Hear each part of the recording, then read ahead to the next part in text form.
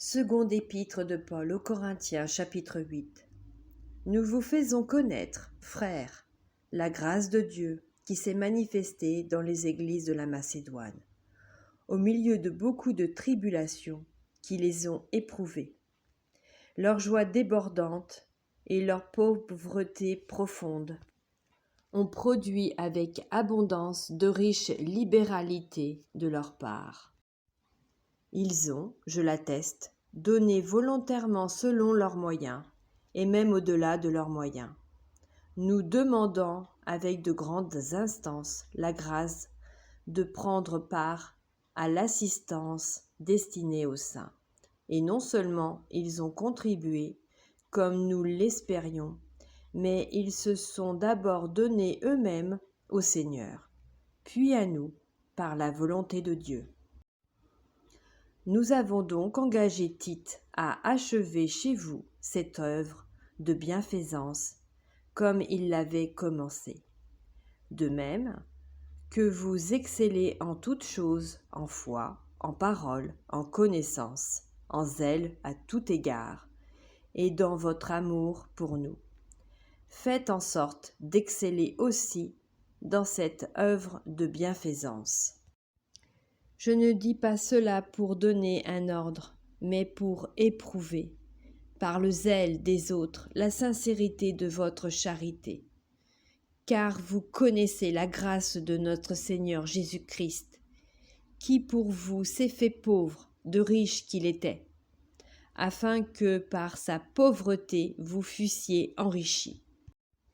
C'est un avis que je donne là-dessus, car cela vous convient à vous, qui non seulement avez commencé à agir, mais qui en avez eu la volonté dès l'année dernière.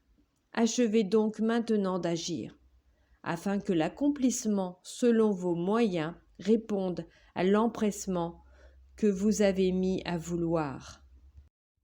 La bonne volonté, quand elle existe, est agréable en raison de ce qu'elle peut avoir à sa disposition et non de ce qu'elle n'a pas.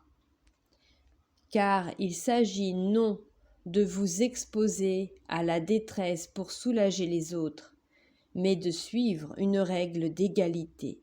Dans la circonstance présente, votre superflu pourvoira à leurs besoins, afin que leur superflu pourvoie pareillement aux vôtres, en sorte qu'il y ait égalité. Selon qu'il est écrit, celui qui avait ramassé beaucoup n'avait rien de trop, et celui qui avait ramassé peu n'en manquait pas. Grâce soit rendue à Dieu de ce qu'il a mis dans le cœur de Tite, le même empressement pour vous. Car il a accueilli notre demande, et c'est avec un nouveau zèle et de son plein gré qu'il part pour aller chez vous. Nous envoyons avec lui le frère, dont la louange en ce qui concerne l'Évangile est répandue dans toutes les églises, et qui de plus a été choisi par les églises pour être notre compagnon de voyage dans cette œuvre de bienfaisance que nous accomplissons à la gloire du Seigneur même et en témoignage de notre bonne volonté. Nous agissons ainsi afin que personne ne nous blâme au sujet de cette abondante collecte à laquelle nous donnons nos soins, car nous recherchons ce qui est bien non seulement devant le Seigneur, mais aussi devant les hommes.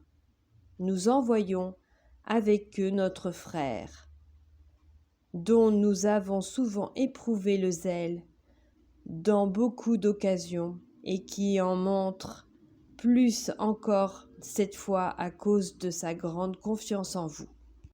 Ainsi, pour ce qui est de Tite, il est notre associé et notre compagnon d'œuvre auprès de vous. Et pour ce qui est de nos frères, ils sont les envoyés des églises, la gloire de Christ. Donnez-leur donc à la face des églises la preuve de votre charité et montrez-leur que nous avons sujet de nous glorifier de vous.